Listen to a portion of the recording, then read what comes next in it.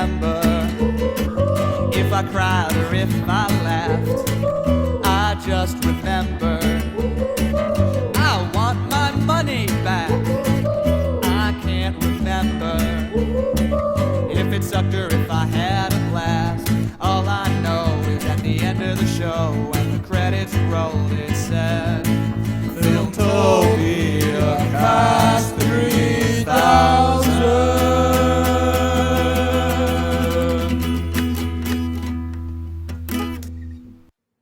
Hello, and welcome to another episode of Filmtopiacast 3000. I'm your host, Greg McIver, and with me is... Nick to the Bizoom is to the Izay.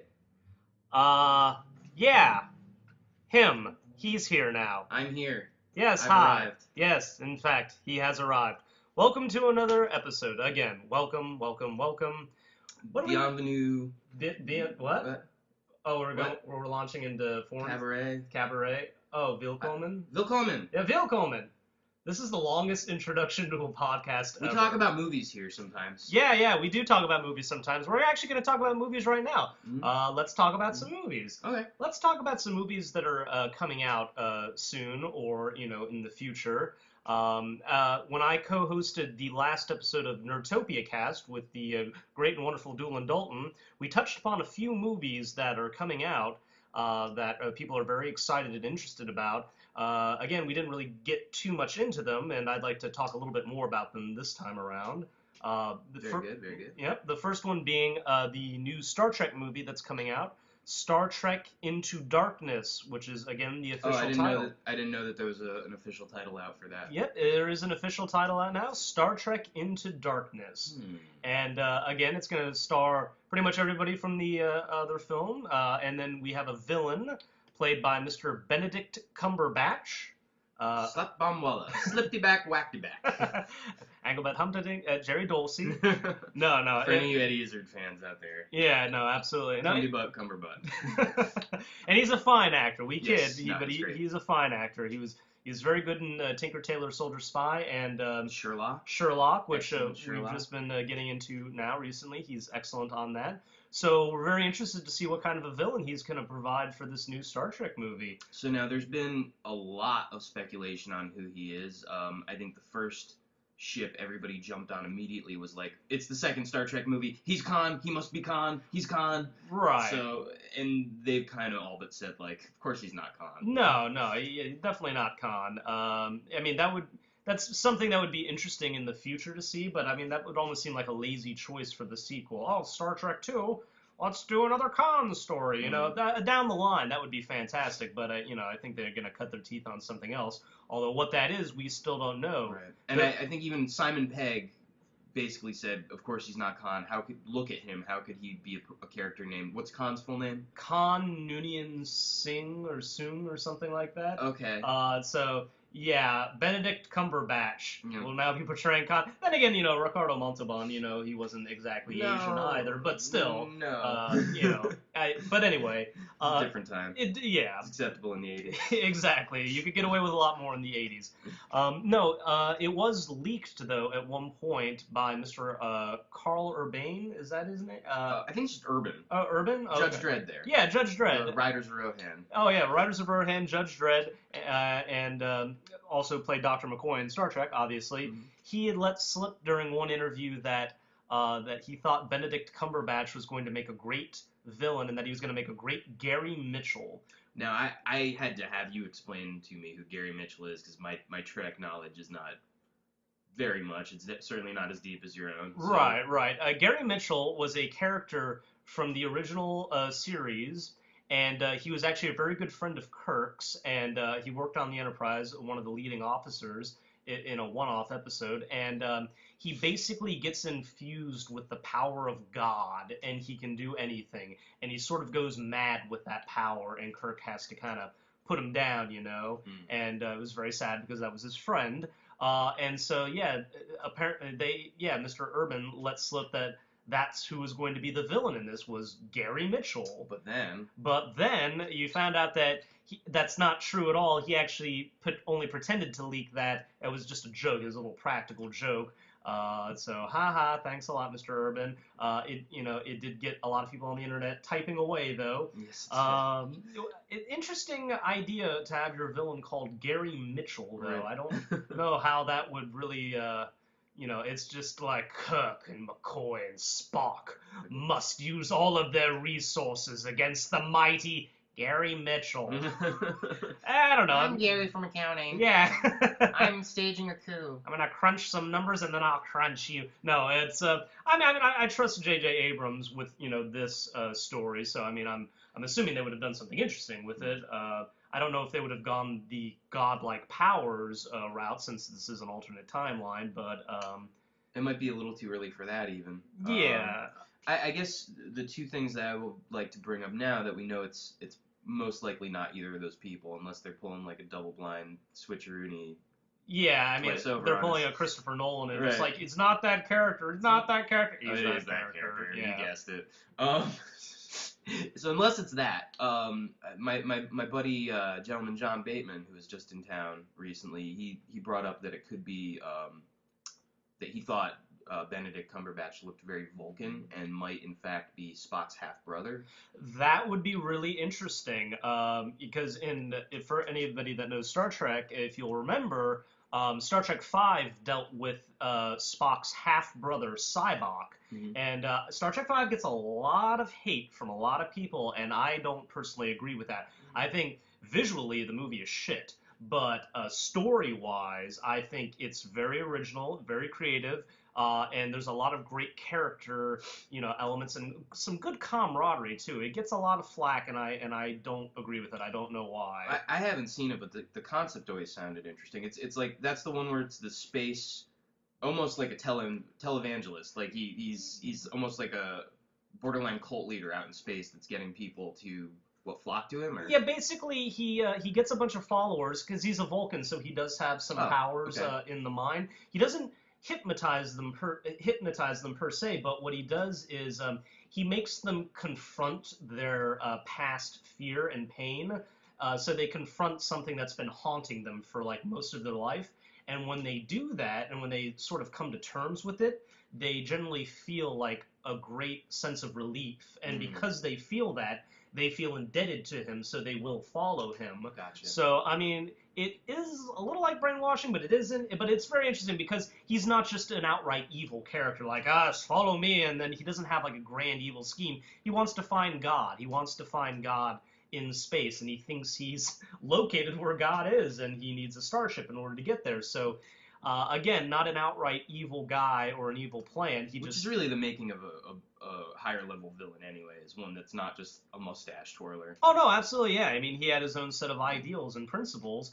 He was willing to maybe bend or break a few rules to get what he needed, but he certainly never intended anybody any real harm, So it was, I thought it was a very interesting dynamic, especially given the relationship between him and Spock. So if they're going to try and introduce something like that again into the new Star Trek movie, I'd be down for that. Again, that's just merely a theory that from our friend Mr. Bateman, but I think it's a darn good one. One thing that occurred to me just now is, I know this is an alternate universe, and of course there's a lot of something between temptation and obligation to pay homage to past storylines. Right. But it just occurred to me, like, this might be something we've never heard of or encountered before. It could be something altogether new. That would be fine, too. I mean, certainly we never encountered the character of Nero in the first Star Trek, so if they want to go an original route, I'm totally fine with that. I mean, they did what they needed to do with the first Star Trek movie, is they paid tribute to the original series and that sort of universe, but they branched out and are now doing their own thing. So if they want to go in a completely different direction, I'm down for that, That's what everyone is sort of crying about for Hollywood to do these days, is to come up with something original. So if they're actually going to go in a new direction and not just use a villain that we've seen before, then yeah, I'm totally down with that. So we shall see what they have to offer us. Indeed. Hopefully it will be good. Something that's coming out that I'm a little afraid of, that I think might not be very good, is the Robocop remake. That's I don't know. We recently saw pictures of what he's going to look like, and it's very disappointing. It's very, very different, and if you haven't seen the still image, do yourself a favor or a disservice, I guess. Yeah. And do a Google search. And basically, rather than the like cool, bulky, shiny silver RoboCop that we're all used to, or many of us are used to and grew up with, it's a very like sleek looking, something between like Batman and Iron Man, inspired by. I don't Right, know, it's like almost like a stripped down bat suit. he looks very sleek and like when. Once again, not to reference him constantly, but like my Right. buddy John Bateman was in town. We mentioned this to him. Bateman! Hey! Good old Bateman! And he's like, he kind of guffawed and was like, why do they need to make everything sexy? RoboCop doesn't need to be sexy and No, sleek. he's a frickin' robot. He's a robot cop that dispenses justice with an iron fist. Exactly. No, nothing sleek needs to, happen with this guy. He doesn't even look like a robot anymore. Yeah. He looks like a guy wearing a suit, Yeah. I mean, when you look at the original RoboCop design, say what you want about the limited special effects and technology back in the 80s, but when you looked at that, you said, robot! Mhm. That's a robot! That's a robot that's coming right at me with a big gun. Right, because he had a heavy presence. Exactly. It was like you could believe each step would crush you with a ton of weight, like literally a ton. Exactly, Stepped on and you. this guy looks like he's going to slink into a room. Yeah. It's like, I'm not saying that, if RoboCop doesn't need to sneak up on you. No, he's RoboCop. Exactly. He's no. a tank. Exactly. He's a friggin' walking tank, and this guy, I don't know. He looks like the Guyver, I think. Yeah, he looks a lot like the Guyver, if anyone's familiar with that. That's a very obscure reference, but no, that's what he looks like. I don't know. Now, before we go ahead and judge the entire production based on one still image, This is true. This is true. Do we know who's directing this and who's at the helm of this? I'm actually blanking on him right now. I don't think he's a very established Hollywood director. I know he has done some film, but who's playing RoboCop?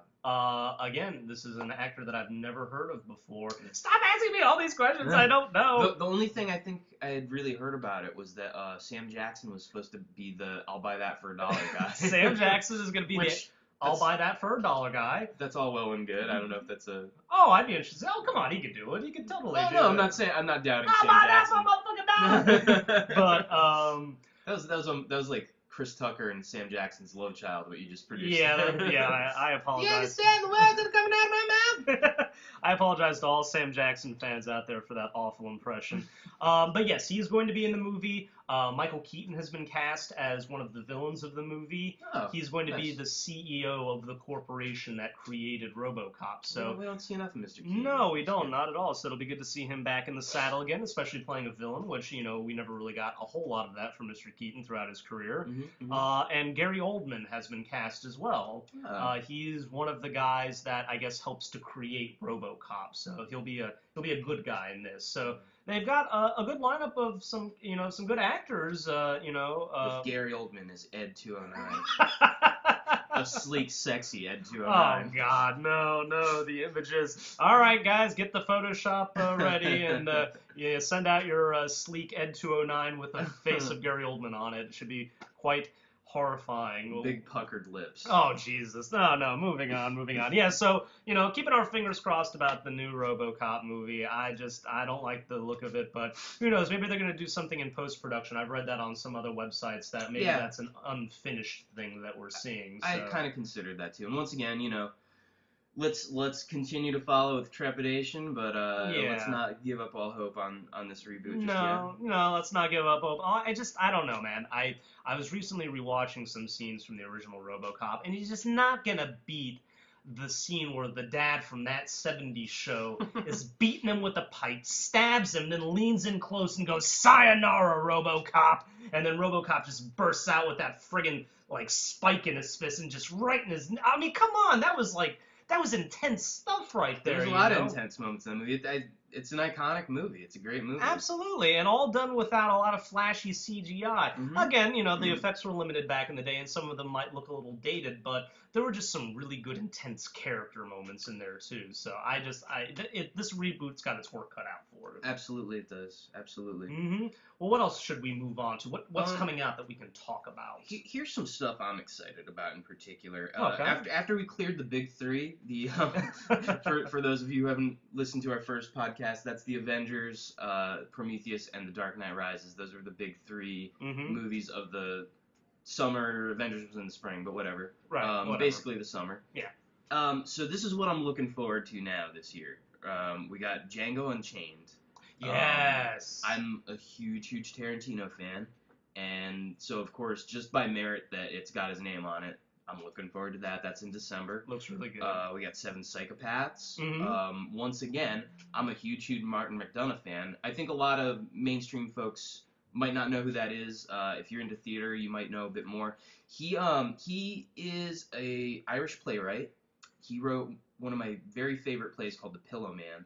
And he also, in trying to get into film a bit more, he wrote and directed a movie called In Bruges, which that's really good. Yeah, it flew under the radar, but it's really very good. And it's with Colin Farrell and Brendan Gleeson. I believe that came out in 2010, maybe. But very good playwright, very good filmmaker too. And that's his newest. We got Looper coming up soon. We got Taken 2 coming up soon. Oh, yeah, no. And I think I might be alone on this one, at least in this room, but I'm very excited about The Man with the Iron Fists, which is... The preview looked entertaining. I'll go along with you on that. A lot of people think Quentin Tarantino directed this. He did not. It's a Quentin Tarantino Presents. Right.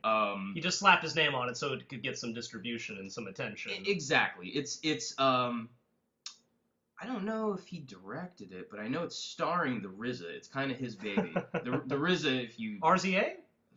I'll kill you. What? It's not the RZA. It's the RZA. The RZA, the Jizza, the Wu-Tang Clan. If you're not aware. Polka? I love Polka. Anyway, you're banished from New York City. He's got daggers coming out of his eyes right now. He's Judge Doom from the end of Roger Rabbit, just without the high-pitched voice, though.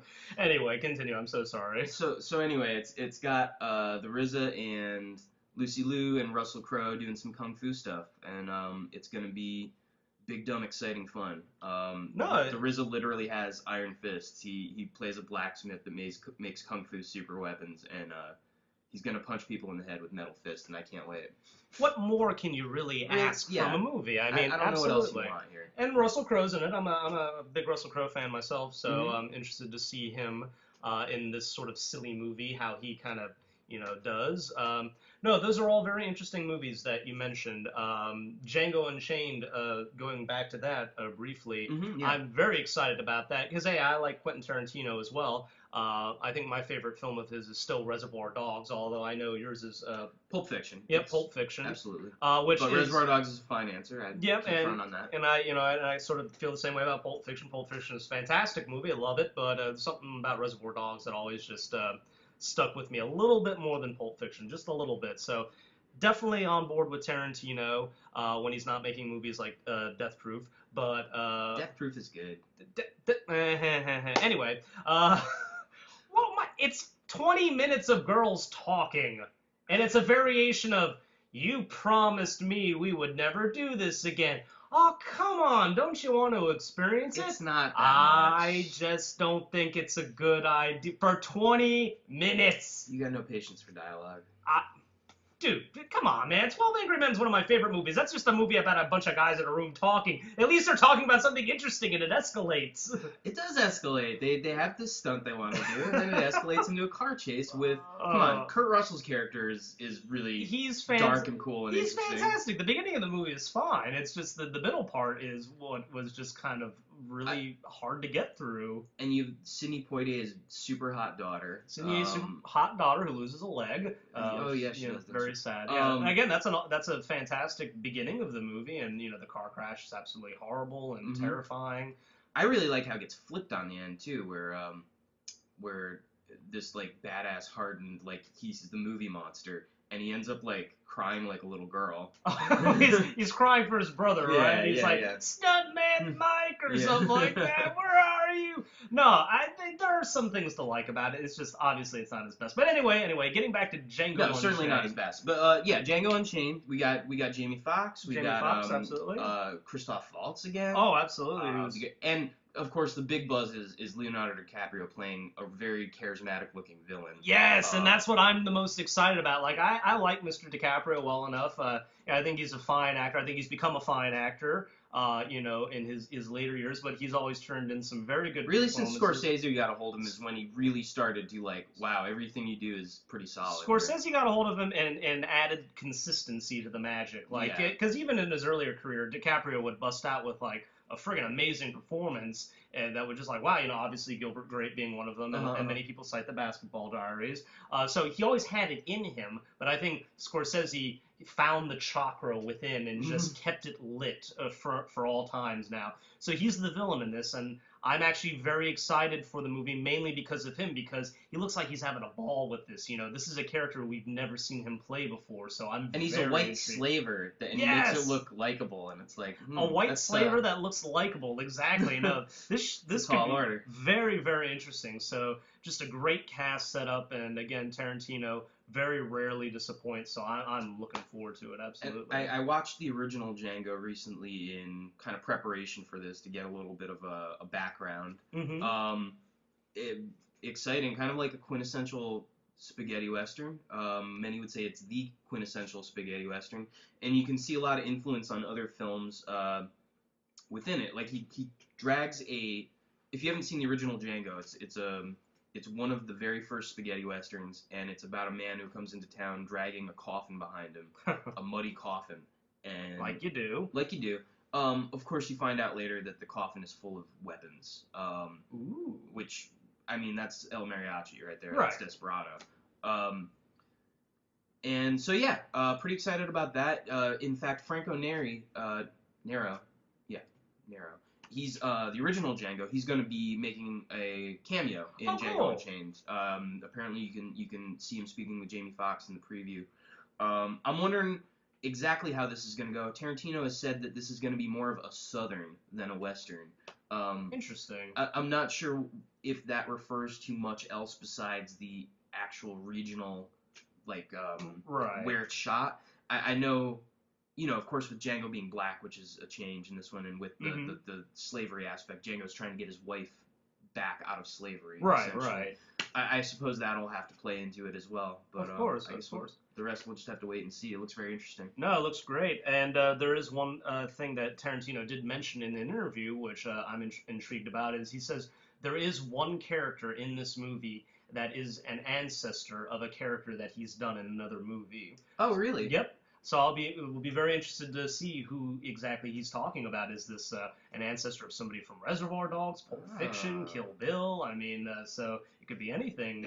Yeah, absolutely. Could even be Inglourious Basterds. It's pretty. That's exciting. That's pretty exciting, pretty cool. So lots to look forward to with that movie.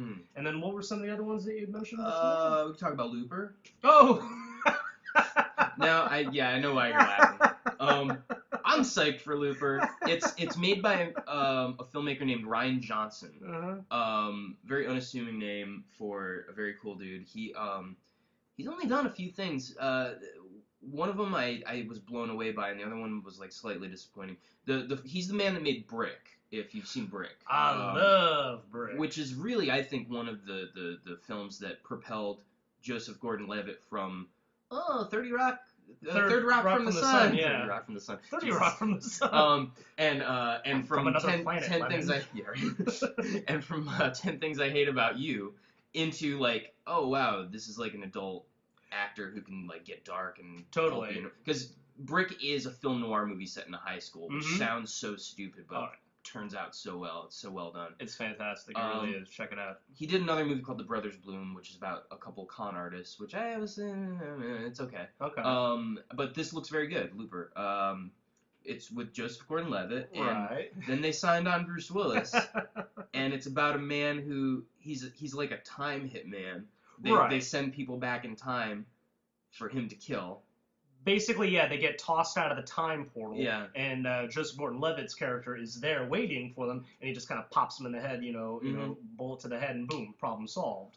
Until Bruce Willis comes out of the portal, and Bruce Willis is It's an older version of him. Yeah, it's an older version of Joseph Gordon-Levitt's character. And he hesitates, and in that hesitation, Bruce Allows Willis him to gets away. escape, and, and the whole rest of the movie is them kind of playing cat and mouse with each other. Mm-hmm. Now, why do you think this is hilarious, Greg? Okay, and let me go on record as saying that I think the concept is very intriguing. Mm-hmm. I'm interested in it story-wise. What I laugh at is the fact that they decided to slather a whole bunch of makeup on Joseph Gordon-Levitt's face to make him look like a young Bruce Willis. Yeah. I would have bought that he was a young version of Bruce Willis without the friggin' makeup.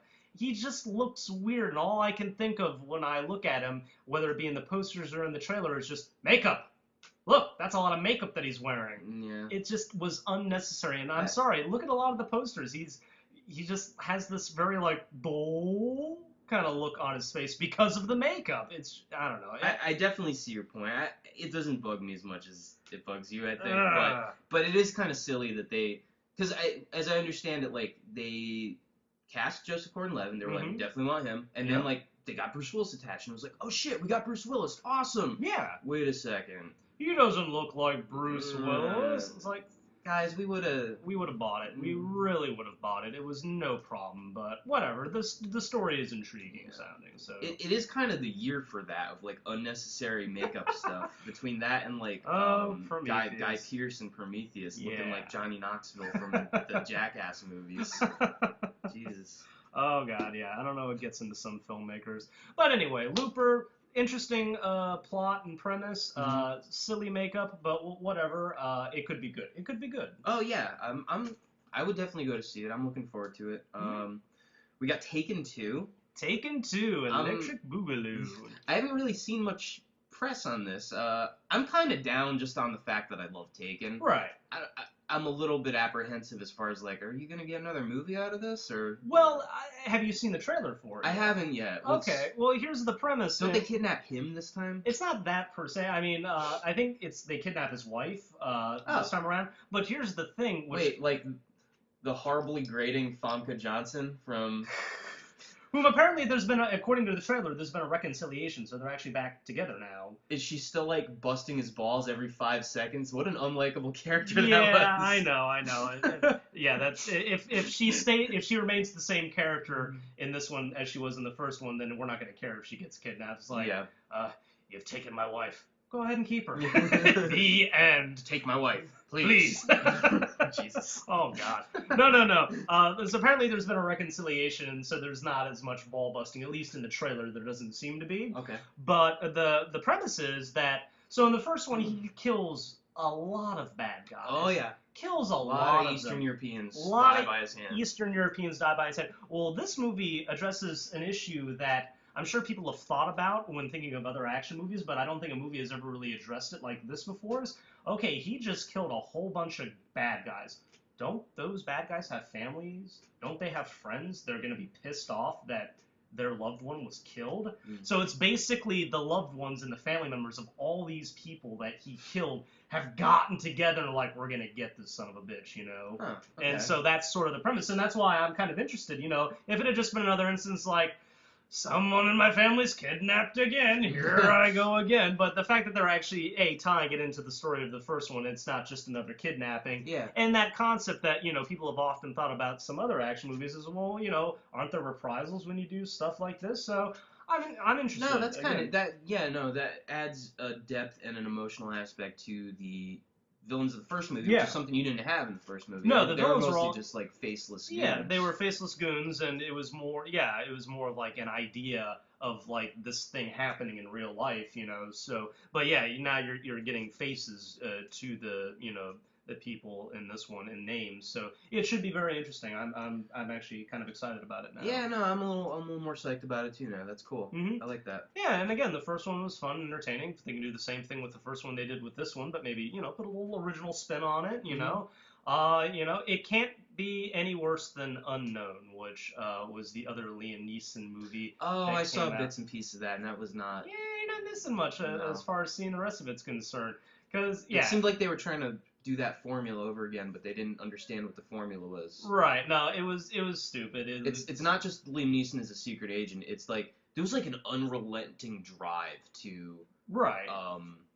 To Taken. Right. Which I would it's a different flavor of this, but like I would almost equate it to movie Crank, where it's just like, hang on everybody, here we go. Like, it is a wild ride, Yeah. definitely. But with, a drive and a purpose behind it that I think a lot of people out there that watch the movie could sort of get behind. I think that's it's just a basic, like, they took my daughter. Fuck Exactly. them, Yeah, exactly. We would, love to believe. I'm sorry, I don't know if we swear here. I think that's the first F-bomb dropped. Whatever. It's, whatever. It happened. Let's just move on with our lives. No, it's because a lot of people, it's like we would like to think that if we had children and they were taken, we would like to think that we could do something like it. So it does appeal to sort of like a baser instinct of like, we would do anything to protect our children too. Well, I don't have the skills that he has, but that. So again, I think that's a sort of a little bit of flavoring that was added to that movie that made it more popular than just a lot of the other schlock that was released when it came out. That's what set it above the rest, because that movie was insanely popular when it came out. And again, it was a lot of fun. So hopefully Taken 2 can continue with what the first one started. Kidnapping Boogaloo. Kidnapping Boogaloo. And what's next on our list? What else we got here? Here's some silly movies I'm excited about. Oh, God. On a silly level of like, I might go to see that if I'm bored. I kind of want to see Frankenweenie. Yes, Frankenweenie. It's like Mad Halloweeny. I think it's Tim Burton, right? It's Tim Burton. Obviously, it's more of the stop motion animation that he's become known for, with The Nightmare Before Christmas and such. Which I really do prefer to the CGI. Yes. There's some tender loving care that kind of goes into the stop motion stuff that you don't really get or is not very apparent with CGI. So with the exception, I'll say, of Pixar. There's Yes. tender loving care written all over that CGI. No, totally. Yeah, there are of course always exceptions. Yeah. And Pixar is definitely one of those. Frankenweenie, don't you say? I'm a little interested in Frankenweenie. Yes, Frankenweenie. Talk to us a little bit about Frankenweenie. That's all I know. Okay. All right. Well, no, you know what?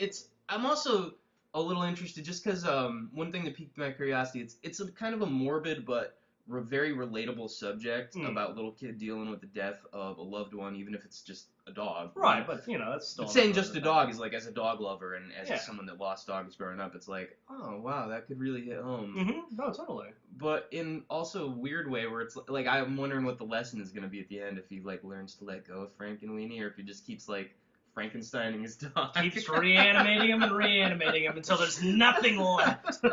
I don't know. I think we are going to get a sad moment towards the end. I'm where sure. It's just like, goodbye, buddy, and you see him, leaping off All the dogs go dog. to heaven. Exactly. Charlie, you can never come back. No, it looks like a fun movie. Yeah. I like The Nightmare Before Christmas, and I like these stop motion animation movies. That.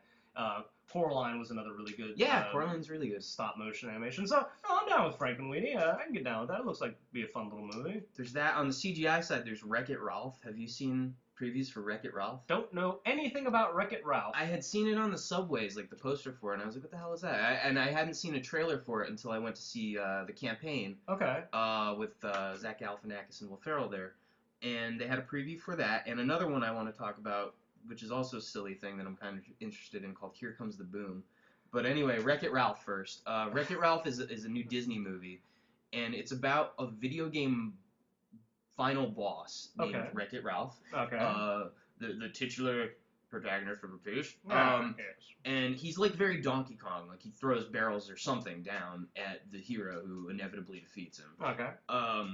And you go, it kind of like that old show Reboot. Remember Reboot? Yes, there's a old life Reboot. There's a life inside the computer world, and it shows how depressed Ralph is to have to play the villain over and over again. And he goes to like a villain support group where like M. Bison and Zangief are there to like comfort him and be like, Zangief goes to the group and he's like, I think you must recognize that even though you are a bad guy, you are not a bad guy.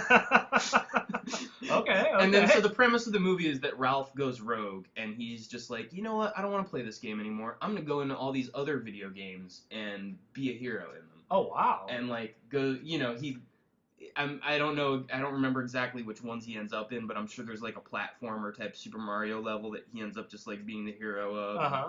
And Sarah Silverman voices another. Oh, and it's John C. Reilly's voicing Wreck-It Ralph, which Oh, is like cool. Dr. Steve Brule voicing a Nice. cartoon character is almost price of admission for me. Of course. And Sarah Silverman is in it also as another video game character that kind of ends up accompanying him on his journey. Okay. So that looks fun. That looks interesting. No, I had no idea what the premise was or anything about it, and you've kind of sold me on it. I think I'd like to check this one out. So I like video games, and I like, Disney is able to knock one out of the park every once in a while. So I don't know if this is a Pixar one or not. I'm not You sure. think it's just Disney, or I guess it wouldn't be though. Like Pixar is their CGI leg, right? So right?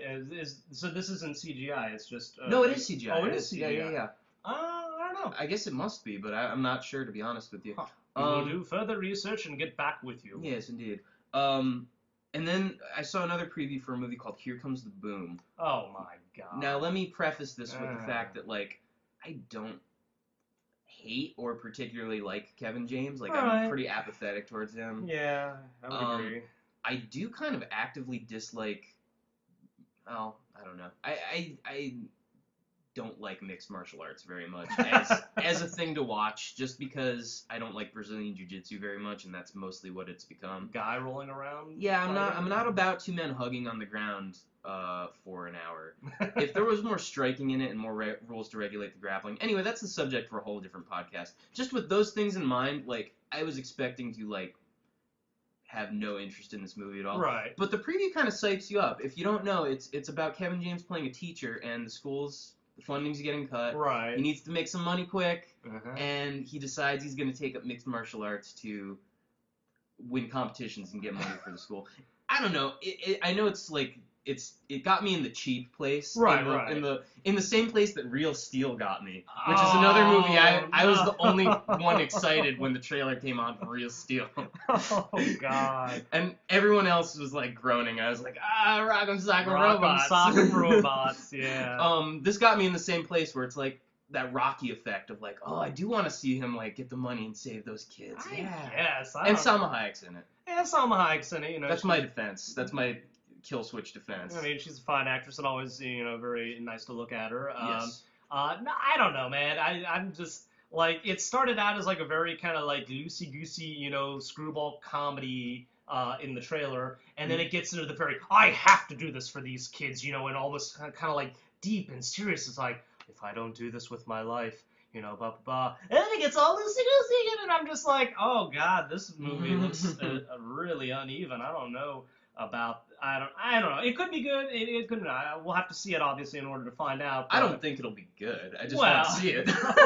Okay. Let's draw a distinction here. Okay, fair enough. So it got you interested enough to buy a ticket. Speaking of which, as we'll like keep rolling down the hill on this one, you and me saw this trailer together. I really want to see the Alex Cross movie.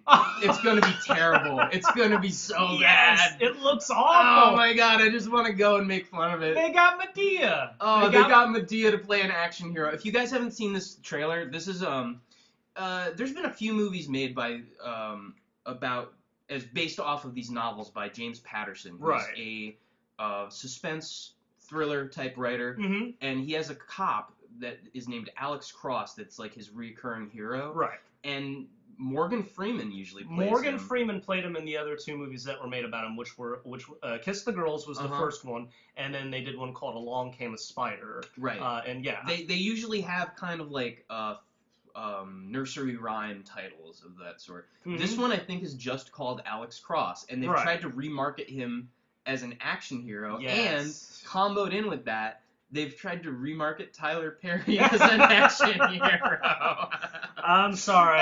If you wanted to be known as an action hero, good sir, then you should have introduced yourself as an action hero when we first met you, and not as a gentleman in drag. Thank you very much. Grandma drag, no less. Grandma drag, no less. Maybe if you'd done one Grandma drag movie, but you built an entire, franchise. Built an empire. Empire of Grandma drag movies, and now you're trying to be an empire upon these granny panties, and now you want us to believe this? And it really looks cheesy. It looks like Expendables level cheesy, except the Expendables is doing that on purpose. Whereas these guys, I don't think they're doing it. No, I think they're taking this 100% serious. The only thing that's kind of a little bit cool about it is you get Matt Fox, who was Jack from Lost. Right. He's playing a serial killer in it, and he does look sufficiently like pretty creepy and Yeah, violent. yeah.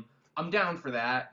I'm down for the whole thing just because it looks so stupid. Yeah. It really does. No, I don't know. Yeah, it looks really silly. This is not, the way we're used to seeing Alex Cross presented in movies. He's a No. very thoughtful detective, and he does get caught up in action sometimes, but usually no more than just maybe running after a criminal, but Yeah, not maybe drawing his gun. yeah, and- not swinging from ropes. And isn't there a fireball or something in the trailer at one point, or him Seriously, running from an explosion? It gets to that level of hand-to-hand combat, running from fireballs, yeah, all of that. Oh god. And I don't think I'm making this up in my head, but I believe at one point they flash across the screen, don't cross. Oh Lord in heaven. It's gonna be a good year. It's gonna be a good year as far as movies are concerned. I have no doubt. I got one more that Alright. I'm super excited about. Cool. Spring Breakers. It's not this year. I believe it's 2013. Oh man, I've been excited about Spring Breakers for a while, and let me tell you a few reasons why. Yeah. First of all, so it's directed by Harmony Korine, who he was the writer for Kids, which is a very controversial movie. Yeah. But I like a good controversy. No, Kids is great. I love Kids. He wrote and directed a movie called Gummo, which once again, Oh, I didn't know that. pretty dark and disturbing, but in kind of a cool way. Like a lot of vignettes about this messed up town in Ohio, which Right. I don't want to offend anybody from Ohio, but your state's full of messed up towns, so it's really appropriate. And I believe. Sorry about that. I'm sorry, guys. But Ohioans. on the bright side of that, it's I always find people from Ohio super interesting. I'm like, oh man, tell me where you're from. Anyway, so yeah, Gummo. There's lots of dead cats and it's something like these kids get rewards for finding dead cats and bringing them in. Oh my god. And so they just start killing cats. Ah. It's something horrible like that. So, but this movie, Spring Breakers, other than just that very strange and controversial person at the helm, who I do think there's artistic merit in the things that he does, even though it's twisted, Right. which I'm down with. No, absolutely. But besides that, you got 4 girls who are Disney stars, Right. who are Disney Channel stars, Mm-hmm. who've kind of come of age, and they spend the whole movie running around in bikinis, Yep. robbing banks, Yep. or robbing convenience stores, robbing something, doing crime. Oh, absolutely.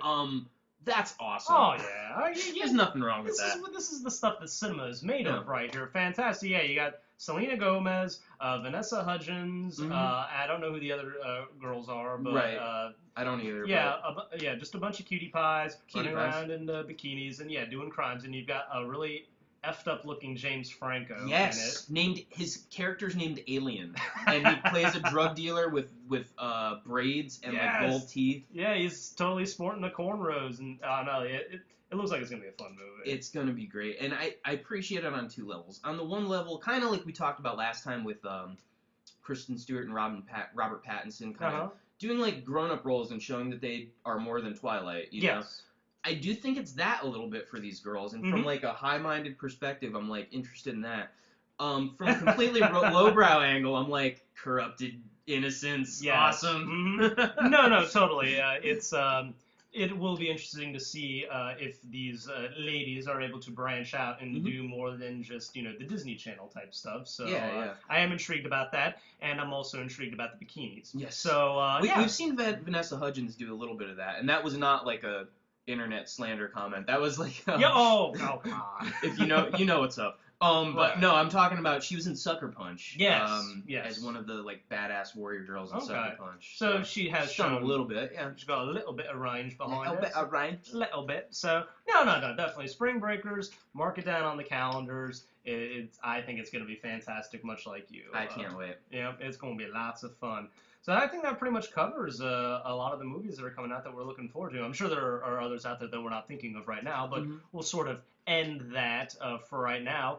And quickly before we wrap it up, I just want to kind of put it out there that if you haven't seen this movie yet, you have to see it. It's called The Master with Joaquin Phoenix. This is just open. It's just open, yes. Try and find it. Distribution is a little limited because, it's not a big budget action movie, so it has to try a little bit harder, but It's fantastic. Joaquin Phoenix, Philip Seymour Hoffman. The movie is about a movement. You could call it a cult if you want to.